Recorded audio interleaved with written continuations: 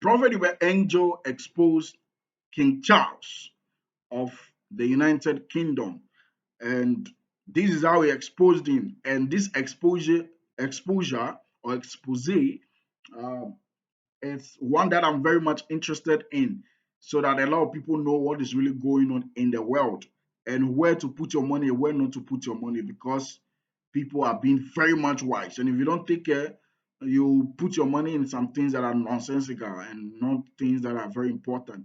Watch how Prophet Angel exposed King Charles in regards to this and that and that that I want to mention. You want to watch the video and see or find out for yourself. Let's go. Watch out.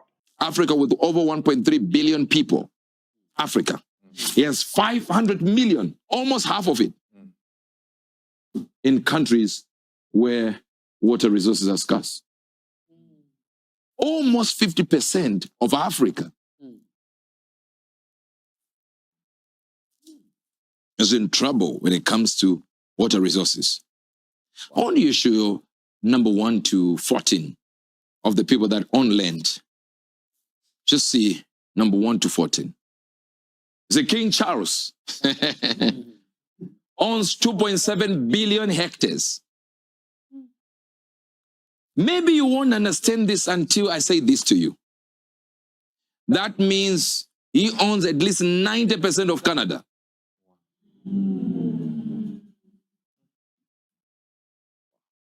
Yes, it's under the what is called crown land. I get it. But the point is, it's 90% still. They might not benefit because it's held for the benefit of the public.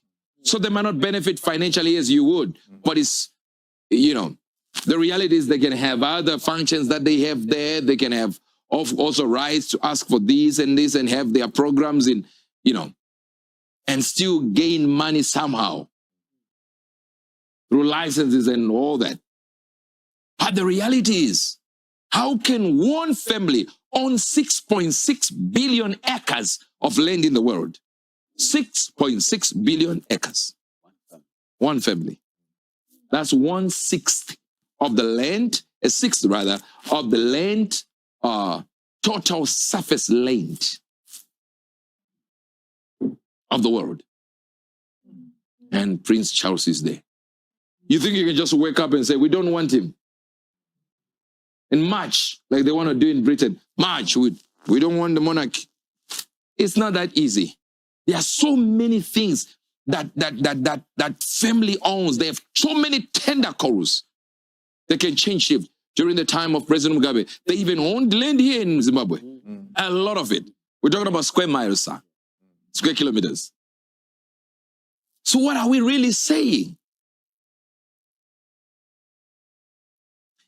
If these people decide one day you can't get water this side, it'll look like nothing until one of them says, yeah, no, there, no, yeah, no, there, no. But Zimbabwe now, like Botswana, like Zambia, like Eswatini, they control their water resources and is held for the benefit of the public. But in other countries, you are allowed private ownership of, water resources. Access to water, you are given rights. And when they do that, and they're already doing it, and it's just going to be a few months, a few years, and you start realizing, wait a minute, the water, as the Bible says in the book of Lamentations, they're selling the water. Offense we have. Not a father in sight. And our mothers know better than widows.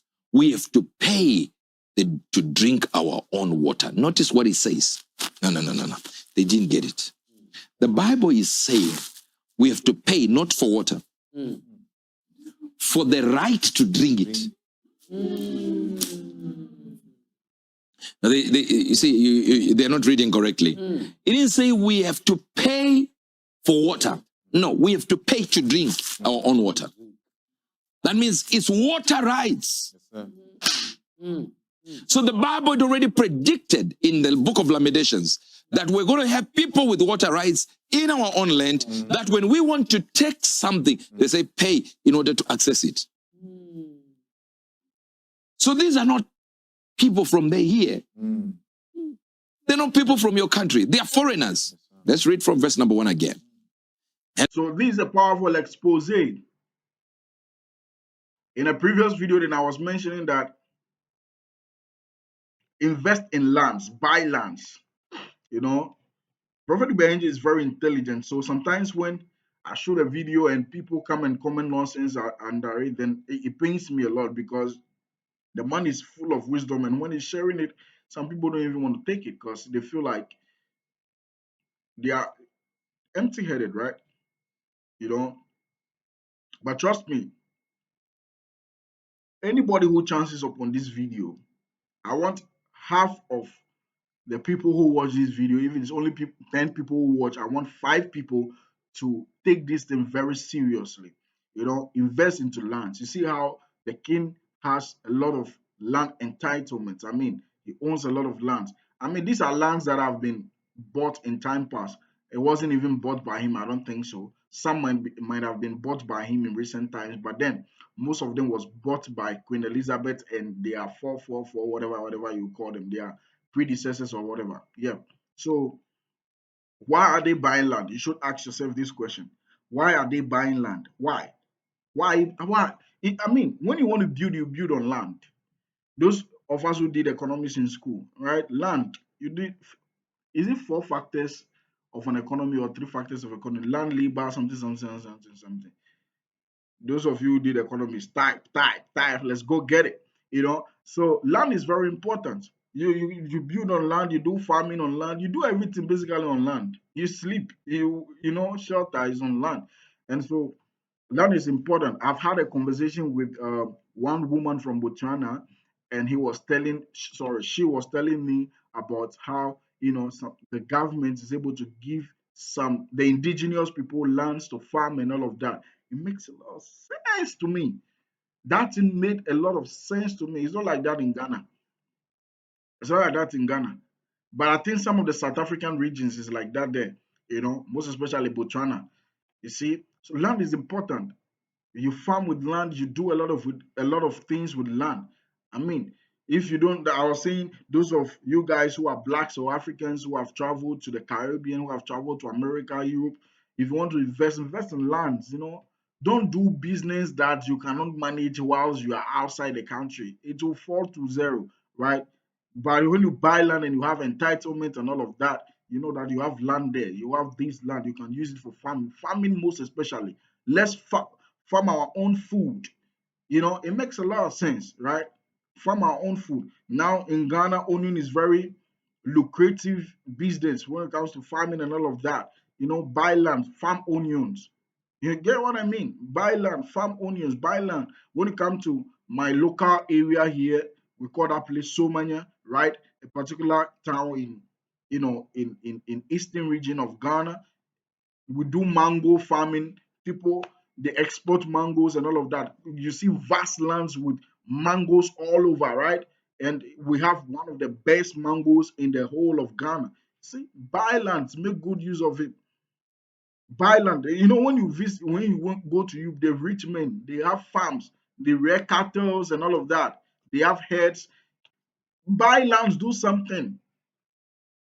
Oh, the problem with most Ghanaians is every Ghanaian want to do provision shop. You see, every Ghana want to open a provision shop or something like that. It doesn't make sense. Do something different. Do something that nobody else is doing. Everybody is running from village. People are running from the village. People are running from farms and all of that. Go there. There is a particular saying in when it comes to the space of finance. Let me tell you this secret, and I'm done.